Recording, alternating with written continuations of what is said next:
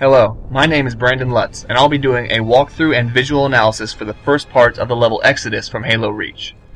Halo Reach is a piece of literature. There isn't really a better way to describe just what Halo Reach is. They do such a great job of presenting an environment that truly supports the narrative that they're putting in. And also, you, the gamer, feel invested in this narrative. Stuff the narrator will say, you will then do, as we'll see in just a little bit. Now, I'm going to have some spoilers here, so if you haven't played through Halo Reach and you want to, just stop now, okay?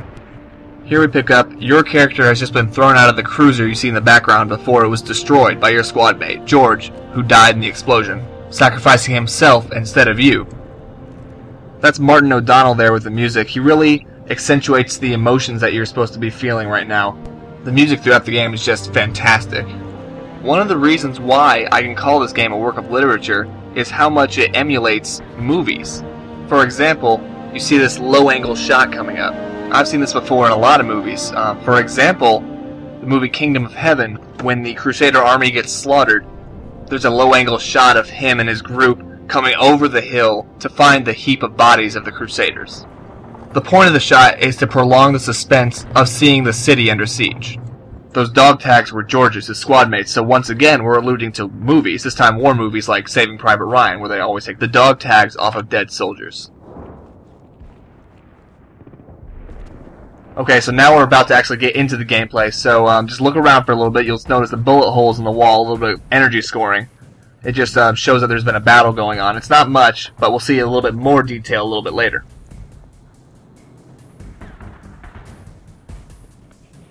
Maybe this is just a personal thing, but I always like it when it goes into first-person mode because it makes me feel like I'm that soldier, about to fight through this war-torn city. This is Kilo Dispatch. All available teams advance to Traxxas Tower. Alright, so we got a whole bunch of things right off the bat. Real quick, look at the health bar, see how it's down a little bit?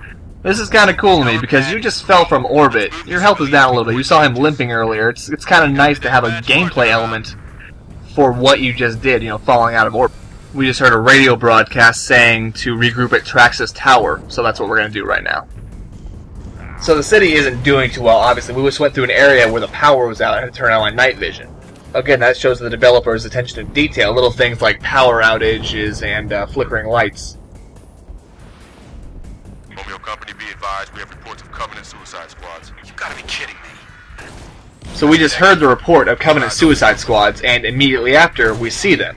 Now, they're not just another kind of enemy or a new gameplay mechanic thrown in. They're actually, it's saying that the Covenant are doing some really brutal things here, releasing suicide bombers into the general populace. Copy, Kilo 40. So this whole time throughout the level, we're hearing all this various comm chatter going on about the events of the overall battle.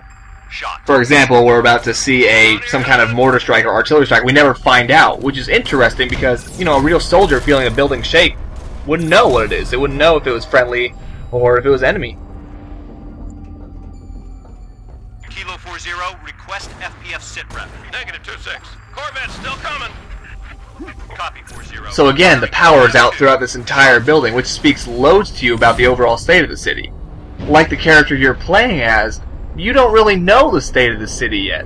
And all signs right now point towards that things are going very, very badly. So if we've got this many suicide bombers just in this section alone, we can only imagine just how many suicide bombers there are in the city running rampant.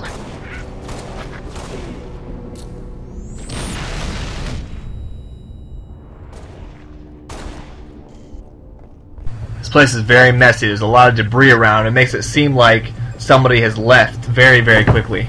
It's really these little pieces of detail that suspend my sense of disbelief for a little bit and make me feel like this game could actually happen. Okay, so now we've got civilians panicking on the radio, which is basically what civilians do in this kind of situation. But at least it doesn't feel empty. The city really feels like there's a lot of panic going on, like there's a lot of people trying to respond to a lot of different crises. Ooh, that guy got hurt. I mean, But hey, if I hadn't been looking there, that would have still happened. And if I had been looking some other direction, maybe something else would have happened. There's a lot of things going on. The developers really put a lot of time and effort into this. These guys I'm fighting now are called Brutes, and their name is well deserved. In the Halo universe, they're released onto cities basically to cause as much chaos as possible, which they're doing pretty well right now. So, in the narrative, we have the Covenant not just trying to occupy the city, we have the Covenant trying to cause as much chaos as possible in the city. They've had squads of suicide bombers running all around now, they have these Brutes that are just murdering civilians as they try to run away. So you're not just fighting wave after wave of identical troops, you're fighting these specific troops that the Covenant have released for a specific purpose. Let's move in and find that elevator. So if you look at my radar in the bottom left, I've picked up a lot of allies with little yellow dots everywhere. But not all of those are just soldiers.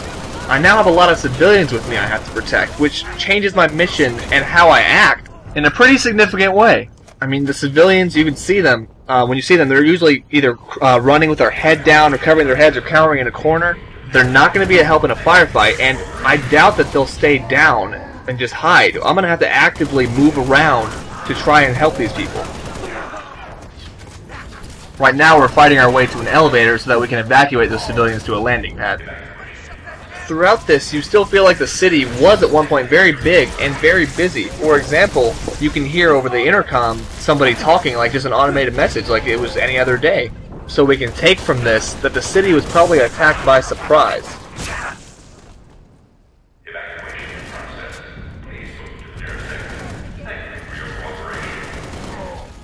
Okay, now there's a different announcement, one telling everybody to evacuate. You look through the skylight, you can see the Covenant cruiser up there. It's launching fire down into the city at different spots. It's another visual clue that the city is not going to do well. Those purple crates right there are Covenant crates, so that means that they were already well established in this area when we were coming along. They were trying to set up a foothold, but then we just cleared them out. What the hell's taking this thing so long? We're evacuating a group of civilians on the floor below you. As soon as they reach the cargo port, I'll send the elevator back up. So now we have to defend the elevator because it's already full with other civilians. Stay sharp.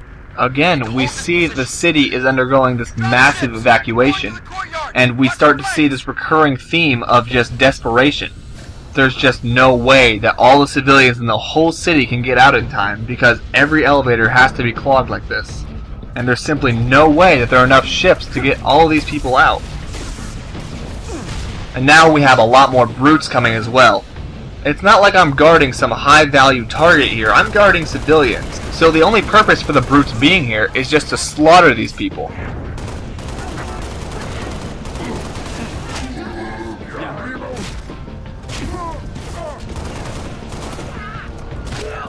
And see here, further with my point, these Brutes that we're seeing now, the ones with the hammers, they're obviously not just regular grunts. They are the big daddies, you know, the top leaders. And they're coming here to murder civilians.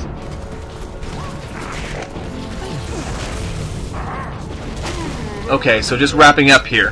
The reason why I think Reach is such a great game and why it should be considered literature is that everything the visuals do, it is all going towards whatever the theme of the level is, whatever theme of the section is. So for Exodus, the theme is desperation.